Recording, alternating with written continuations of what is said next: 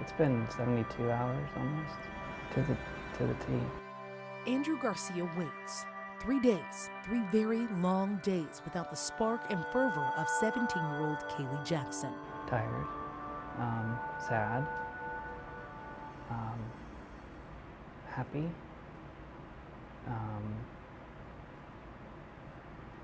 again, I'd say humbled. Kaylie was a daughter, a niece, a best friend, a soon-to-be high school graduate with hopes of becoming a surgeon. She wanted to save as many lives as she could, whether it be saving them herself or being able to give a part of herself to save them. As they sit in the ICU, through their sorrow, they were sure of one thing. Kaylie wanted to save lives. Around them is the team to make that happen. Melissa came in and explained to us the process in a very open way.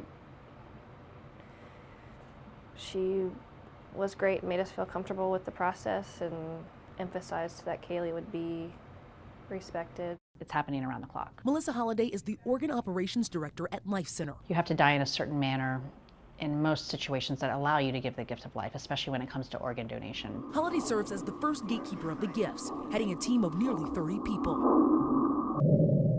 It's usually about 24 to 36 hours of coordination of efforts. A couple of floors away, you can feel the intense pressure. Hang on one second. Dr. Shamal Shah, Chief of Transplantation, is also racing against the clock. That's an incredible process, and when someone's really healthy, it's amazing how many lives can be touched. Life Center teams rush to get information. As the clock keeps ticking, each organ with a timer of its own. With heart and lungs, typically that time frame is about 4 hours. With kidneys, you have typically up to 24 plus hours to transplant that organ. Teams make decision after decision. Every second counts. You can give your lungs, and sometimes it could be both lungs to different people. You can give your liver, and sometimes, if the liver is perfect, you can actually split the liver and give it to 2 different folks. Holding dozens of lives in their hands. The liver should go to the sickest person on the waiting list, and that's determined by this score. And then it goes the next sickest, and the next sickest, and the next sickest. It has nothing to do with how long you've been on the list, where you live, what kind of insurance you have. It's just purely based on the MELD score. Dr. Shaw says other organs, other criteria, kidneys, pancreas, heart, lungs, those matches are based on waiting time and genetic matches. And the team you see here is one of many. Workers at other hospitals, all helping make those matches. For instance, I'm representing UC Health for liver, kidneys, and pancreas. I will do everything in my power to make sure the organs stay here. Each victory comes with hills and valleys. A lot of recipients deal with a lot of guilt after the transplant because someone has had to die for them to live, or someone gave them the greatest gift of all and they had never had a chance to repay them. All the while, in the ICU, Kaylie's family waits.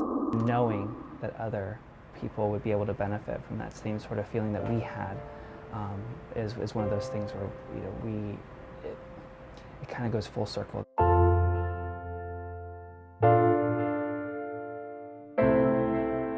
Finding joy in the midst of their pain. Kaylie's grandfather received 2 kidney transplants when she was young. I know that we got 13 good years from somebody else's gift, and I hope that the gifts that Kaylie's giving would give somebody 13, 15, 20, 25 years, if not more. The clock winds down. 8 organs, 6 lives, more than 50 people impacted. All because Kaylie's gifts were right on time.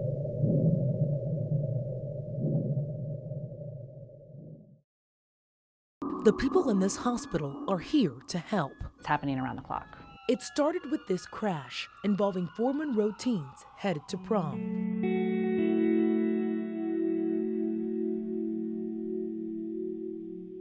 It was our worst nightmare. I broke the news to everybody. Walking into a room like that with all the tubes and lines and the monitors and the beeps and... Kaylie was 2 weeks away from graduating, planning to go to Ohio State University to fulfill her dream of becoming a surgeon. We saw Mitchell and Kaylie. They came running up to us. We took pictures, but I guess they were running late for dinner. She loved prom. She was all hyped for prom. Kaylie and her friends never made it to prom. She was thrown out of the back seat of this 2013 Tesla.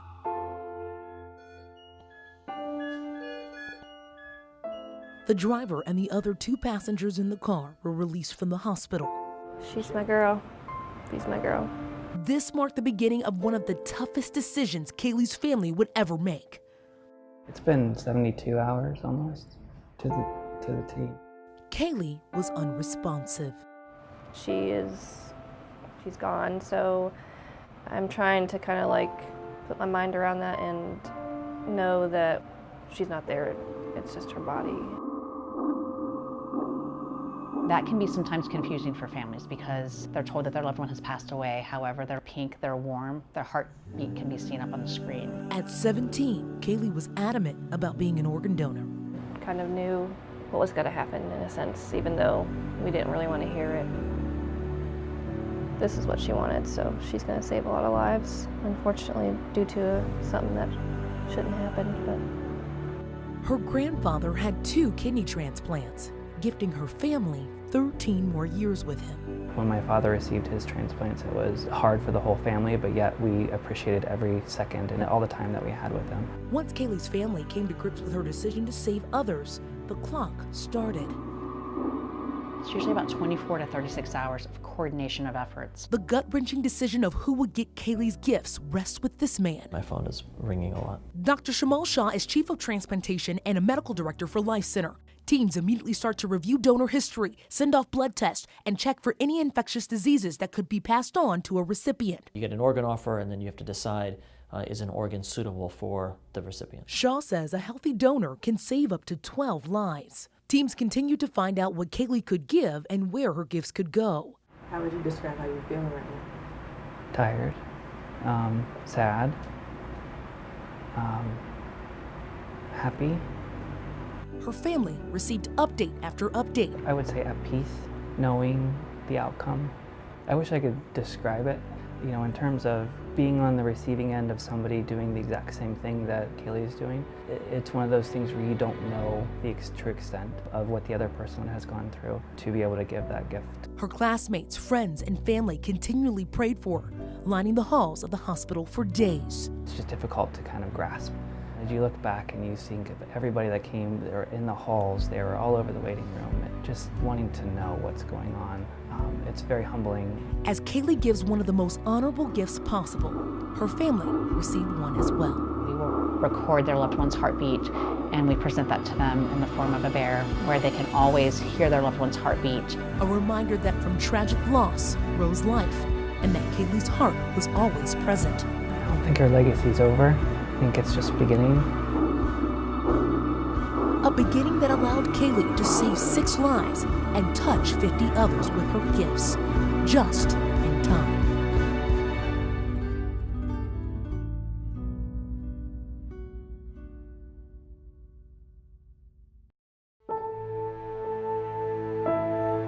it's been over 4 months, but it doesn't really feel like that. It just feels like it happened yesterday. And in that 4 months for Kaylie Jackson's family, an entire lifetime of emotions. Imagine the strength it takes to go from the pain of losing her daughter. I'm excited, anxious.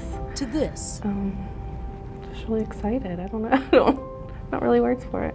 Pretty much just another chapter sort of closing in the whole book. You know, it's just neat to be able to meet the people that Kaylie was able to touch. The people who received Kaylie's organs, they're waiting here in this room. Really nervous, anxious. Now imagine standing here trying to find a way to say thank you. I mean, something I can't, talk about how I feel, to be honest with you. As a parent, I can't imagine what the other parent had to go through. And so it's very emotional, and I feel grateful. In this moment, Hi. a meeting birthed out of tragedy blossomed into triumph. 3 people, 3 families, all with 17-year-old Kaylie Jackson as their lifeline. Starting with her liver, which was split in 2, one part going to 2-year-old Yassine Shalash. Please appreciate since your daughter this liver. He's my godfather. We connected. The other part for Veronica Richardson, a beloved grandmother. Hi. 75% of her liver, and I just want to thank you. And when I was in the hospital, they gave me a rock as good luck, so I want to give it to you. Yes, I do. I'm so sorry. I'm so sorry, but I'm so happy and I'm blessed. And 2 organs for school teacher Jennifer Fawns. My name's Jen. I got the kidney and the pancreas. Thank you so much. Mother to mother. Oh, thank you. Thank you so much. Thank you. Say hi, Mommy. They talked. Honestly, it was the hardest 10 months of my life. They learned. Thank you. It's not enough. They laughed. I fell apart. I couldn't even drive to the hospital. I feel like I have a duty to make her proud. And so I just thank you guys a lot for wanting to meet us. And it's a gift in itself. So thanks. A message of unity and togetherness for Kaylie's loved ones. A direct message to her heart. Look at what you're able to do or what you've been able to do. One that only Kaylie's gifts could give. Telling her you are doing good just as you intended to do. I just like the interactions with the kids and building relationships. I would say I always try to look at the bright side of things. High school used to be Jennifer Fawn's worst nightmare. When I first started, I was like, there's no way you'll ever get me to teach high school. Now it's her biggest joy. And I was kind of excited to come to the high school, and when I started, it was like, okay, this is where I'm supposed to be. Like, I love this. Students like J.C. Miller have a special relationship with Fawns. I used to write her post-its every day, and there's it helps me because whenever I was down or needed someone to talk to, I would always go to her. But Fawns was fighting and losing a battle few people knew about. I was a type 1 diabetic for 20 years. 2016 was tough. After losing 3 students in a year, another loss seemed unbearable. I had a miscarriage in 2016. And from there, it just kind of all went downhill, and it went down really quickly. In September of 2017, she was diagnosed with kidney failure. I think my initial thought was, am I going to die? And that was, to think about that, and you're only in your 20s, and to go through that is just... At her lowest point, the tide began to turn. Dr. Shaw came in, and we talked to him for a little bit, and he said, if it's a good match, he goes, we'll come and get you around 2 o'clock in the morning. He was like, if nobody comes to get you and you haven't heard anything, he was like, it's probably not good news. Sitting in her hospital room, she had no clue who was saving her life until she turned on the TV. I think it was the story that you guys did right after. She wanted to save as many lives as she could, whether it be... And so we watched it, and I had chills the whole entire time. I couldn't help from crying like a baby the whole entire time. And my parents were the same way. We all just kind of looked at each other like, I think she was my donor. That's the first time Jennifer Fawns heard Kaylie Jackson's name, a high school student from a few cities away who died in a prom night car crash. Fawns was looking at her lifesaver. Do you feel it? I do. I do. Kaylie gifted Fawns with her pancreas and kidney. Sometimes I just feel like maybe I have some of her energy and her want for life and to live and her happiness. As Fawns continued to get better, her students felt that same energy. I had an idea where I was going to take all my post-it notes I had written her throughout the whole year and make a heart out of them. I made a book out of the drawings I made her, and then I used the post-it notes to make her heart. Gift by gift, her heart began to swell. In a couple of months, we found her in this room. I got the kidney and the pancreas. Thank you. Surrounded by Kaylie's family and other recipients just like her. Okay, we all have part of this amazing girl, and we're all alive because of her. Kaylie's gift stretched beyond this room, touching people she never even knew. Yeah, she has, because she saved Miss Fawn's life. Because I don't think if it was for her, then I don't know what really would have happened. Living life louder and brighter than ever before, Fawns credits Kaylie for being her ray of sunshine. Yes, thank you, Kaylie. And thank you, Kaylie's family.